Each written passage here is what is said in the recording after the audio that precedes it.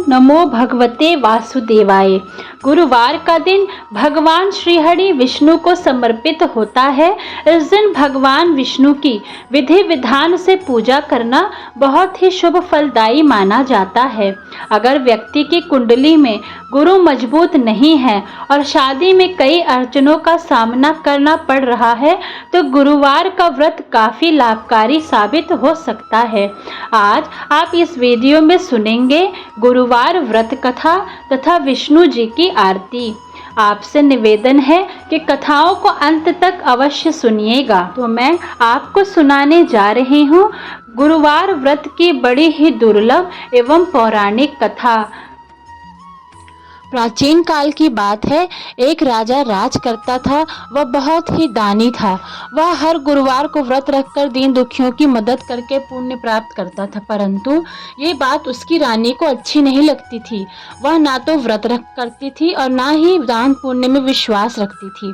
इतना ही नहीं, वह राजा को भी ऐसा करने से मना करती थी। एक समय की बात है, राजा शिकार खेलने के लिए वन गए।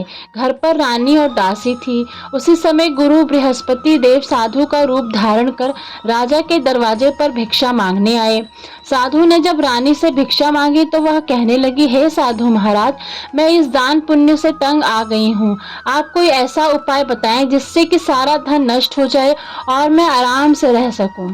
इतना सुनकर बृहस्पति देव ने कहा, हे देवी, तुम बड़ी विचित्र हो। संतान और धन से कोई दुखी होता है?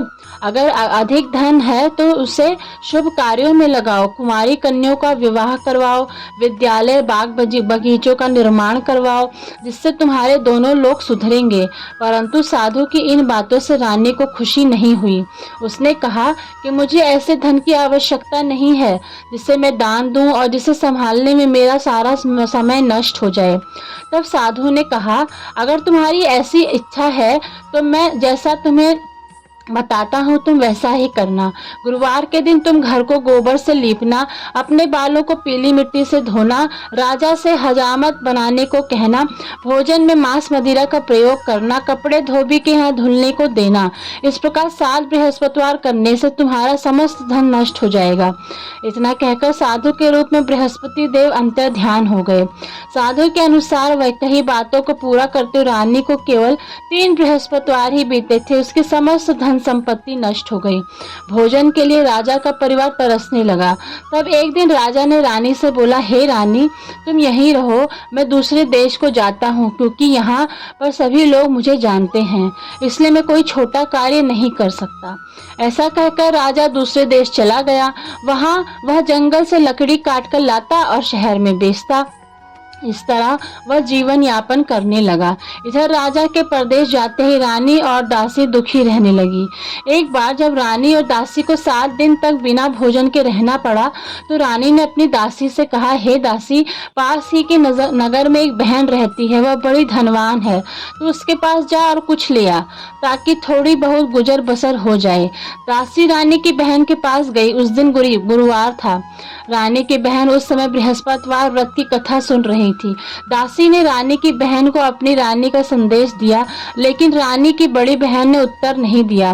तब दासी को रानी की बहन से कोई उत्तर नहीं मिला तो वह बहुत दुखी हुई और उसे क्रोध भी आया। दासी ने वापस आकर रानी को सारी बात बता दी। ये सुनकर रानी ने अपने भाग्य को कोसा।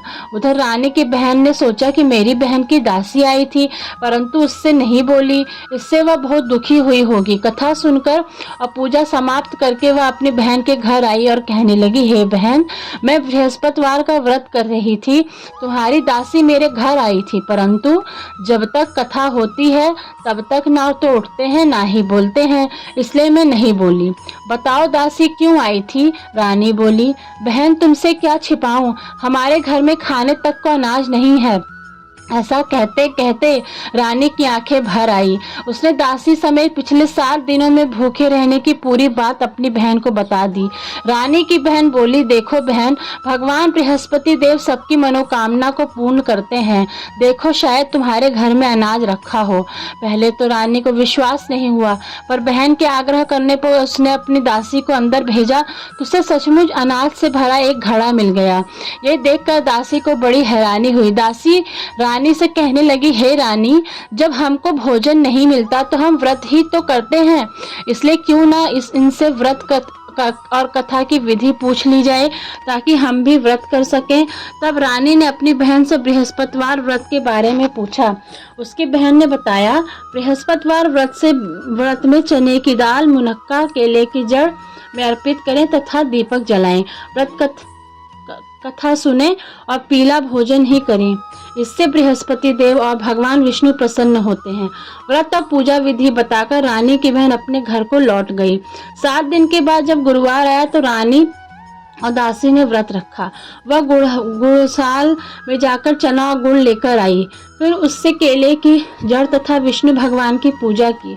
जब पीला भोजन की चिंता को लेकर दोनों बहनें दुखी हुई, चूंकि उन्होंने व्रत रखा था इसलिए बृहस्पति देव उनसे प्रसन्न थे। वह एक साधारण व्यक्ति का रूप धारण कर 2 थाली में भोजन दासी को दे गए। भोजन पाकर दासी प्रसन्न हुई और रानी के साथ मिलकर भोजन ग्रहण किया। उसके बाद वह सभी गुरुवार को व्रत और पूजा करने लगी। बृहस्पति देव की कृपा से उनके पास फिर से धन संपत्ति आ गई, परंतु रानी फिर से पहले की तरह आलस्य करने लगी। तब दासी बोली, देखो रानी, तुम पहले भी इस प्रकार आलस्य करती थी, तुम्हें धन रखने में कष्ट होता था, इस कारण सभी धन धान्य नष्ट हो गया था।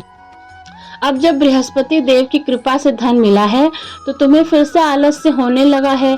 रानी को समझाते हुए दासी कहती है कि बड़ी मुसीबतों के बाद हमने ये धन पाया है, इसलिए हमें दान पुण्य करना चाहिए, भूखों को भोजन कराना चाहिए और धन को शुभ कार्यों में खर्च करना चाहिए। इससे तुम्हारे कुल का यश बढ़ेगा, स्वर्ग की प्राप्ति होगी और पितृ प्रसन्न होंगे। दासी की बात मानकर रानी अपना मन शुभ कार्यों में खर्च करने लगी। इससे पूरे नगर में उसका यश बढ़ने लगा। बृहस्पतिवार व्रत कथा के बाद श्रद्धा के साथ आरती की जानी चाहिए। इसके बाद प्रसाद बांटकर उसे ग्रहण करना चाहिए। जय जगदीश हरे, स्वामी जय जगदीश हरे,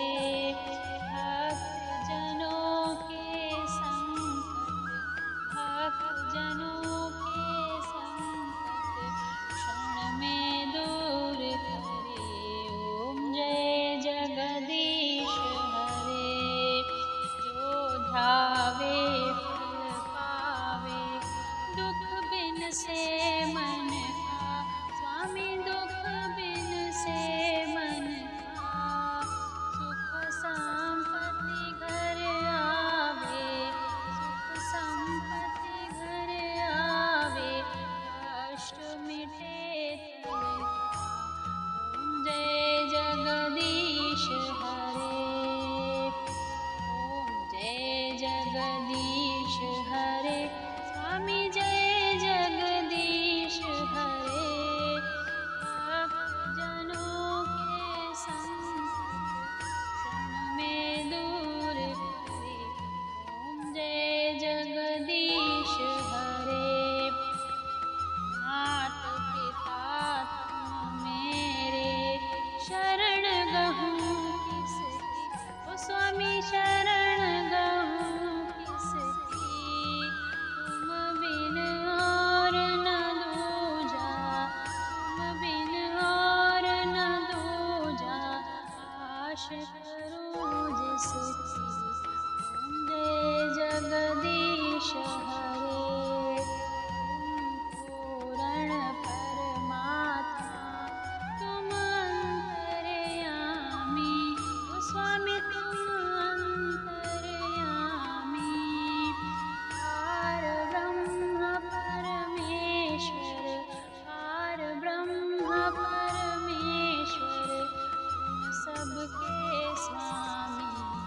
ओम जय जगदीश हरे, तुम करुणा के सागर, तुम पालन करता, ओ स्वामी तुम पालन करता। मैं मूरख फल कामी, मैं सेवक तुम स्वामी, कृपा करो भरता। ओम जय जगदीश हरे, तुम हो एक अगोचर, सबके सबके प्राण